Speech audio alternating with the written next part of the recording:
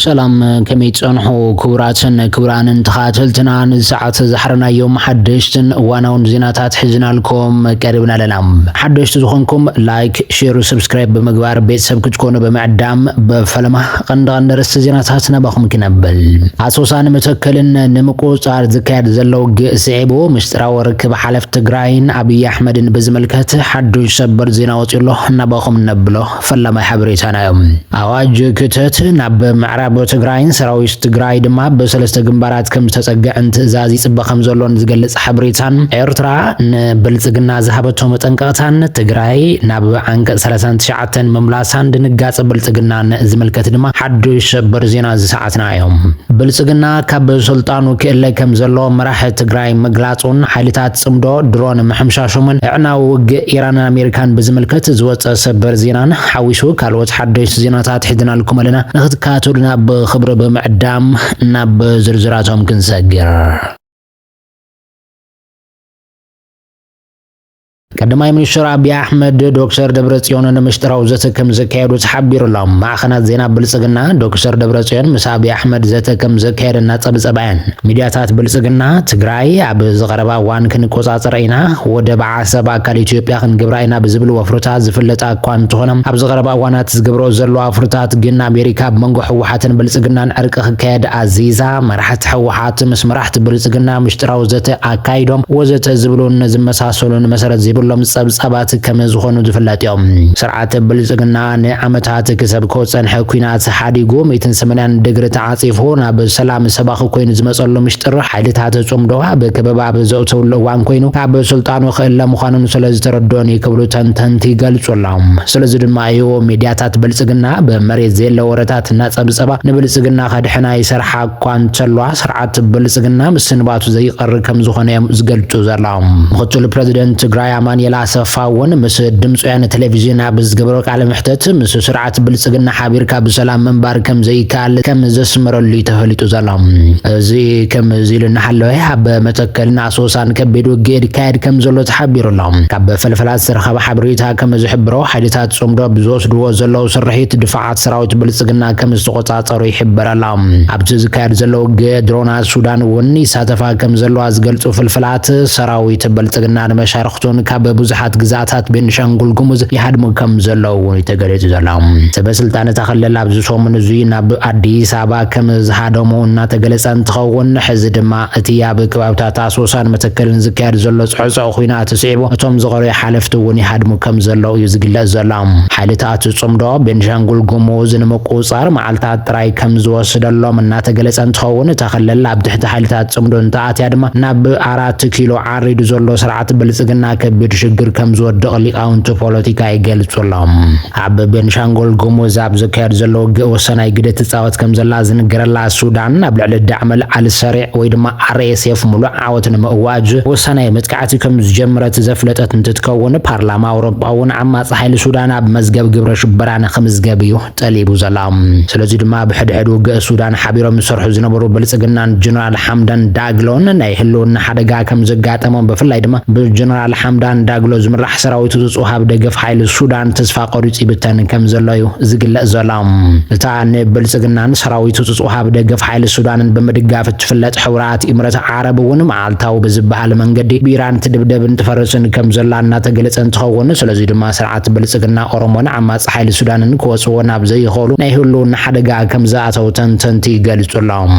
ኤርትራ ወን ካብሳዋን ብልጽግና ዘደንግጽ መልእኽት ከም ዝመሓለፈ ተስተሓበረ ኮይኑ ስርዓት ብልጽግና በባሌም በቦሌም ወደብ ኤርትራ አካል ኢትዮጵያ ከገብራይ ማለት ወን ብዙخن ይኹን መንገድ ወደብ ኤርትራ አካል ኢትዮጵያ ከገብራይ ይሉና ፈከረ ከም ጸንሐ ዝፍለጥ እንትኸውን ሕዚ ድማ ኤርትራ ካብሳዋ ተዳሊናልና ዝዓይነቱ ተሪር መልእኽትን ብልጽግና በጽሕዋሎም ሰራዊት ትግራይ ሰራዊት ኤርትራ ፋኖን ጥምረት ፈጢሮም ይመጽ ኳን ቸለው ብልጽግና ዘሰከፍ ኩነታት ከም ዘይፍጠር ከረጋግጽልክም ይፈቱ ኽብል ኣብ ቅድሚ ፓርላማ መደረ ዘስማዕ አብይ አሕመድ ሕዚ ዝሕዞን ዝጭብጦን ሲኑ ሃጺ ዮሐንስ ዘይፈጸመው ተግባር ፈጽሞ ፈጺሙ ኣምሓራን ትግራይን ከባስ እንተፈተነኳ ድሕር ማይን ኣበዓልቲ ከም ዝበሃል ብልጽግና ድሕር ሕዚ ብጽፍሕቶ ሽርሕታት ዝበኣት ህዝቢ ከም ዘየለን ፀሓይ ተዓርብ ከም ዘላን ዝግለጽ ዘሎ ብልጽግና ብዝሃቦ ኮታ መሰረት 25000 ምልሻ ኣምሓራ ናብ ከባቢ ቆቦ ዝርከብ ሰራዊት ብልጽግና ሪፖርት ክገብሩ ትእዛዝ ከም ዝተዋሃቦም እንትሕበር ተሎም ካብ ኣካላት ድሕነት ኣምሓራ ዝተረኸበ ሓበሬታ ድማ ምልሻ ኣምሓራ ምስ ትግራይ ናይ ምውጋእ ድሌት ከም ዘይብሉ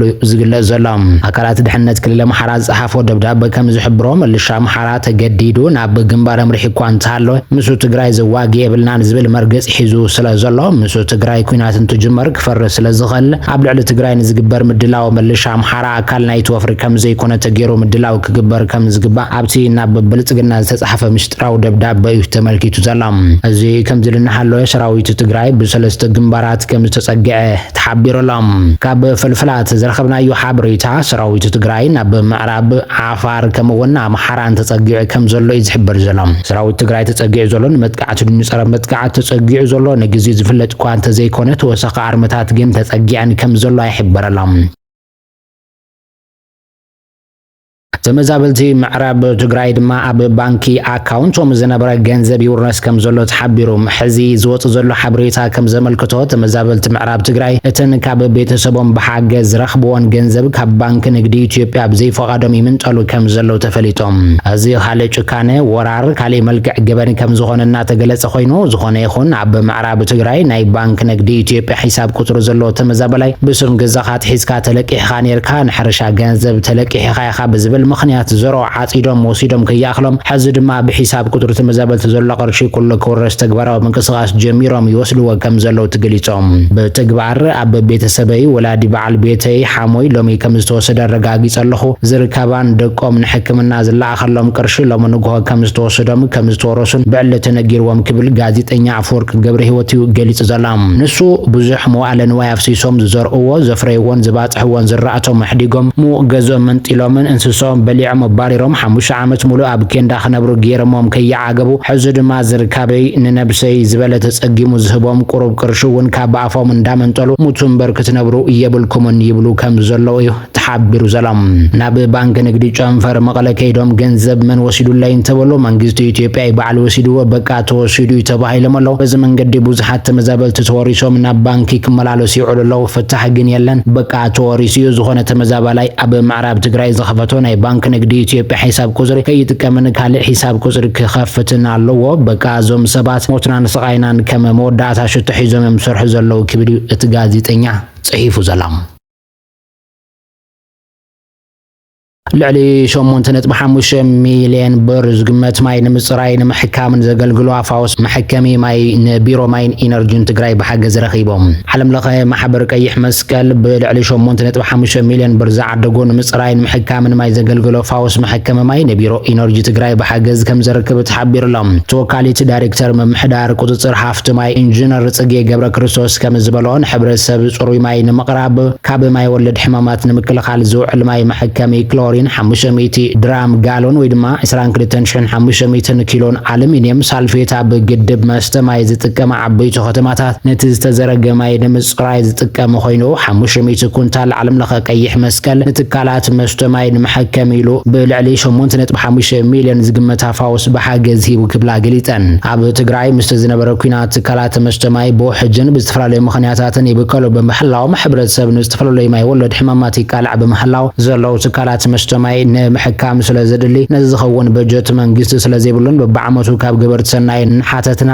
ብዝህቦ ሓገዝ ትካላት መስተ ማያት ናይ ምሕካም ክንክን ስራሕ ይስራሕ ስለዚ እዚ ሎሚ ተረኪብና ዘለና ሓገዝ መጽናዕቲ መሰረት ዝገበረ ቀደም ሰዓብ እና ሰራይ ንኸተማታትን ወረዳታትን ዝወሃብ ይክብላየን ሓቢረን ዘሎም ኣብ ቢሮ ማይን ኢነርጂን ትግራይ ወኪላ ቤት ፈተና ቁጽጥር ጽሬት ማይ ዝኾና ወይዘሮ ጀሚላ ኑረይ ወገነን ጸገም ህዝቢ ትግራይ ተረዲዮም ልዕሊ 8.5 ሚልዮን ብር ዝግመት ጽሬት ማይ ንምርጋጽ ሕማም ኮሌራ ንምክልኻልን ዓሊሙ ንምጽራይን ንምሕካምን ማይ ዘድልዩ ናውቲ ካብ ዝህቡ ሓገዝ ከም ዝተረከባ ሞሳ ከም ዝግብኦምን ዘሰናይ ተግባርን ካልኦት ግብረት ሰናይን ክስዕብዎ ተላቢና ኣለዎም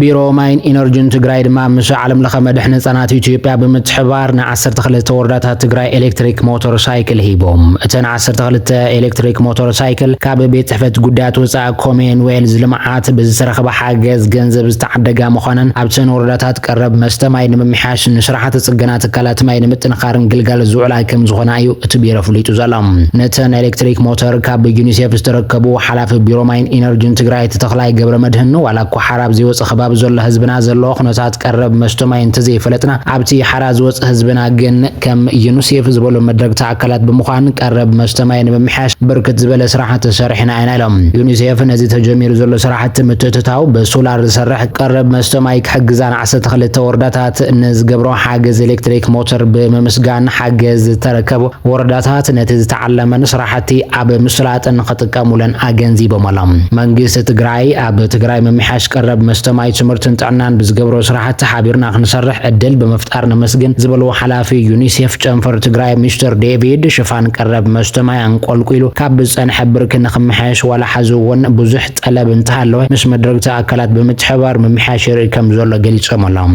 እዘን ብዩኒሴፍ ኣቢሉ ካብ USAID $20,000 ዝተዓደጋ ኤሌክትሪክ ሞተር ሳይክል ኣብተን ወረዳታት ንዝካየዱ ስራሕቲ ምምሕያሽ ቀረብ ማይን ጽገና ንኽውዕላ ዝዓለመ ምዃን እዮም ሓቢሮም ዘሎም ወሃብ ትርኢቶ ሓገዝ ኤሌክትሪክ ዝተረከቡ ወከልቲ ወረዳታት ብወገኖም ዩኒሴፍ ኣብ ወረዳኦም ኣብ ሶላር ብምትእታው ኣብ ምምሕያሽ ቀረብ ማይ ይሰርሕ ምህላው እዮም ዝሕብሩ ዘሎም ክቡራን ተመልከትና ሓበሬታታት ሰዓት በዚ ኸንቢትና ሰናይ ምክትታልኩም መስጊና ሰላም